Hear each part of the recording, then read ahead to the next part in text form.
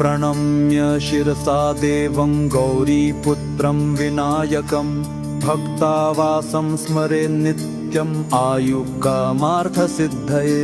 प्रथमं वक्रतुण्डं च एकदन्तं द्वितीयकं तृतीयं कृष्णपिङ्गाक्षं गजवक्त्रं चतुर्थकं लम्बोदरं पञ्चमं च षष्ठं विकटमेव च सप्तमं विघ्नराजेन्द्रं धूम्रवर्णं तथाष्टमं नवमं भालचन्द्रं च दशमं तु विनायकम् एकादशं गणपतिं द्वादशं तु गजाननम् द्वादशैतानि नामानि त्रिसन्ध्यं यः पठेन्नरः नाच विघ्नभयं तस्य सर्वसिद्धिकरं प्रभो।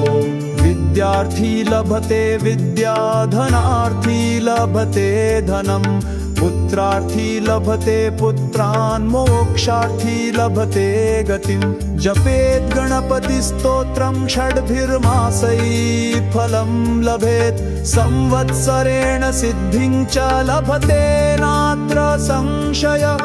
अष्टेभ्यो ब्राह्मणेभ्यश्च लिखित्वाय समर्पये तस्य विद्या भवेत् सर्वा गणेशस्य प्रसादतः। अष्टेभ्यो ब्राह्मणेभ्यश्च लिखित्वाय समर्पयेत् तस्य विद्या भवेत् सर्वा गणेशस्य प्रसादतः।